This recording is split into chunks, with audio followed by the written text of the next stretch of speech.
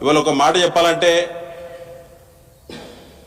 ఒకటి రెండు కాదు, అన్ని మోసాలే చేస్తూ ఉన్నారు కాంగ్రెస్ పార్టీ.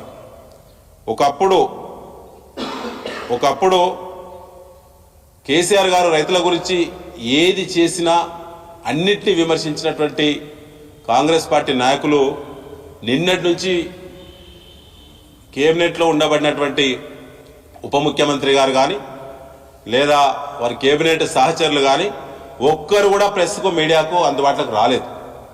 ఇవాళ తప్పించుక తిరుగుతూ ఉన్నారు. అసలు రేవంత్ రెడ్డి గారికి ప్రధానంగా విశ్వాసమైన మంత్రులు ఇద్దరే అని చెప్పి గతంలోనే ప్రకటించింది. పొంగులేటి శ్రీనివాసరెడ్డి గారు, అదేవిధంగా దుద్దిల శ్రీధరబాబు గారు ఇద్దరు ప్రకటించినటువంటి కేబినెట్ వివరాలు మాత్రమే అధికారికంగా తీసుకోవాలని చెప్పి గతంలో ముఖ్యమంత్రి స్వయంగా చెప్పిన విషయం మీ అందరికీ తెలుసు. ఇవాళ ఇద్దరు కూడా నిన్న ముఖం చాటేసి తప్పించుక తిరుగుతూ ఉన్నారు.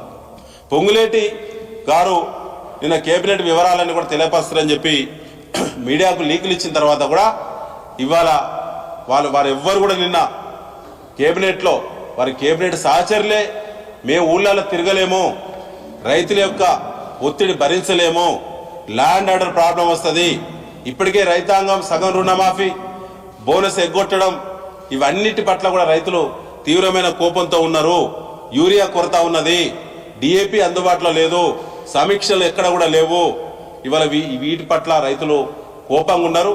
పంటలకు ధరలన్నీ పడిపోయినాయి మార్కెట్లో.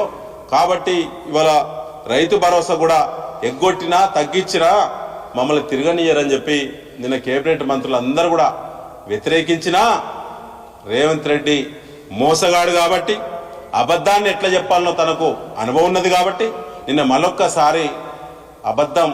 మోసాన్ని మరొకసారి నిండుగా ప్రకటించిన రేవంత్ రెడ్డి మీద బిఎన్ఎస్ కొత్త చట్టం ప్రకారంగా, పాత చట్టం అయితే 420 పెట్టాలి, కానీ కొత్త చట్టం ప్రకారంగా 318 సెక్షన్ ద్వారా రేవంత్ రెడ్డి మీద చీటింగ్ కేసు పెట్టాలని చెప్పి మేము డిమాండ్ చేస్తూ ఉన్నాం.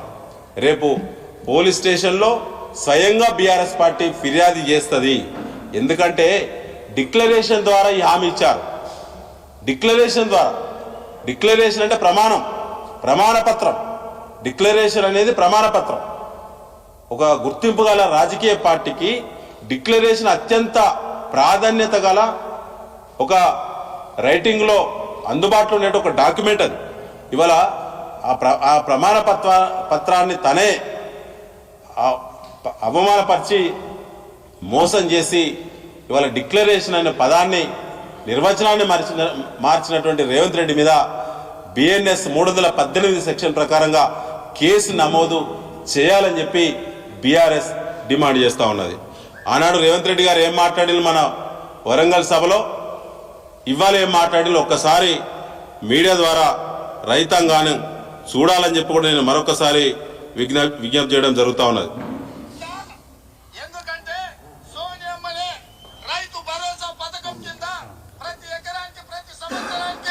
రైతులకు సహాయం అందించడానికి కౌలు రైతులతో సహా 15,000 రూపాయలు నువ్వు 10,000 పిచ్చమేస్తే మేము ఆత్మగౌరవం నిలబెట్టడానికి 15,000 రూపాయలు ఇస్తున్నాం. రైతు భరోసా కార్యక్రమంలో భాగంగా వ్యవసాయ యోగ్యమైన భూములన్నింటికి రైతు భరోసా పథకం కింద నిధులను ఇవ్వడం జరుగుతుంది.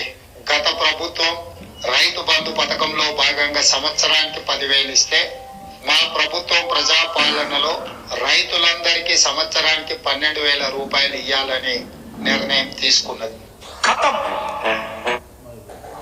సిగ్గులేనటువంటి రేవంత్ రెడ్డి మీద ఇలా రైతులు తిరుగుబాటుకు సిద్ధమవుతా ఉన్నారు. ఆ తిరుగుబాటు ఓరుగల్లు వేదిక నుంచే ఉంటది. కాంగ్రెస్ ప్రభుత్వానికి వ్యతిరేకంగా, రేవంత్ రెడ్డికి వ్యతిరేకంగా అందులో ఉన్న కేబినెట్ సహచరులు, వారి శాసనసభ్యులు ఇక నుంచి స్వేచ్ఛగా రైతులను తప్పించుకొని గ్రామాల్లో పల్లెల్లో తిరగలేరు. ఏ వర్గాన్ని మోసం చేసినా వేరు, కానీ ఇవాళ ఏం చేసిళ్ళు, ఇలా సమాజానికి అన్నం పెట్టేటువంటి రైతును అది కూడా ఆశలలో ముంచి అనేక వాయిదాలు పెట్టి దీపావళి, సంక్రాంతి, ఉగాది, దసరా వాయిదాలు పెట్టుకొచ్చి ఇవాళ ఎకరాకు 17,500 రూపాయలు బాకీ పడ్డాడు రేవంత్ రెడ్డి, కాంగ్రెస్ పార్టీ ప్రభుత్వం, గెలిచినటువంటి కాంగ్రెస్ పార్టీ ఎమ్మెల్యేలు 17,500 రూపాయలు బాకీ పడ్డారు ఎకరానికి. ఇవాళ ఆయన ప్రకటించింది ఈ పంటకు 6,000 ఇచ్చి దులుపుకుంటాం అనుకుంటున్నాడు. మిగతా 11,500 రూపాయలు ఒక ఎకరా ఉన్నటువంటి రైతుకు ఎకరామ పెట్టేటువంటి రేవంత్ రెడ్డిని మేము అడుగుతున్నాం. ఈ 11,500 రూపాయల బాకీ రైతు కట్టాలా, నీ అయ్య కట్టాలా, నువ్వు కట్టాలా? ఆత్మవిమర్శ చేసుకో రేవంత్ రెడ్డి అని చెప్పి ఈ సందర్భంగా హెచ్చరిక చేస్తా ఉన్నాం. కాబట్టి తిరుగుబాటు ప్రతిఘటనలు ఇక మొదలైతే ఓరుగాళ్ళ వేదిక మీద త్వరలోనే ఇక్కడ నిరసన కార్యక్రమాలు తప్పకుండా మా రాష్ట్ర పార్టీ ఆలోచిస్తుంది. ఓరుగాళ్ళు రైతాంగం మరి అందరినీ కూడా ఒక తాటిపైకి తీసుకొచ్చి వారి శాసనసభ్యులు, వారి మంత్రులు, ముఖ్యమంత్రి క్షమాపణ చెప్పి ముక్కు నేలకు రాసేంత వరకు కూడా రైతాంగం వదిలిపెట్టకుండా చైతన్యం చేస్తామని చెప్పి ఈ సందర్భంగా మేము తెలియజేస్తా ఉన్నాం. అయ్యా కౌలు రైతులు అన్నారు, అదేవిధంగా వ్యవసాయ కూలీలకు కూడా 12,000 రూపాయలు అన్నారు. ఇలా వ్యవసాయ కూలీలు అంటే ఎకరం 2 ఎకరాలు 3 ఎకరాల రైతు కూడా పక్క రైతుకు వ్యవసాయం కూలీ పనులకు పోయేటువంటి సంస్కృతి ఇలా మన తెలంగాణ పల్లెలో ఉన్నది. ఇవాళ సన్న చిన్నకారు రైతులందరూ కూడా వ్యవసాయం చేయడంతో పాటు వ్యవసాయ కూలీ పనుల్లో కూడా పోతారు. జాబ్ కార్డు ఉపాధి హామీ పథకంలో జాబ్ కార్డు ఉన్నటువంటి వాళ్ళందరూ ఇలా సన్న చిన్నకారు రైతులకు జాబ్ కార్డు ఎలిజిబిలిటీ ఇచ్చింది కేంద్ర ప్రభుత్వం. అదొక ప్రత్యేక చట్టం ద్వారా. అంటే ఇలా జాబ్ కార్డు ఉన్నటువంటి ఉపాధి హామీ కూలీలందరూ కూడా వ్యవసాయ కూలీలే. వ్యవసాయ కూలీలకు ఇచ్చే సంవత్సరానికి 12,000 రూపాయల పథకం జాబ్ కార్డు ఉన్నటువంటి ప్రతి ఒక్కరికి ఇవ్వాల్సిందే. ఇవాళ 54 లక్షల మందికి ఈ రాష్ట్రంలో ఉపాధి హామీ పథకం జాబ్ కార్డ్స్ పొందున్న విషయం రేవంత్ రెడ్డి గుర్తుపెట్టుకోవాలని చెప్పి సందర్భంగా హెచ్చరిస్తూ వారందరూ కూడా సంవత్సరానికి 12,000 రూపాయలు ఇవ్వాలని చెప్పి మేము డిమాండ్ చేయడం జరుగుతూ ఉన్నది.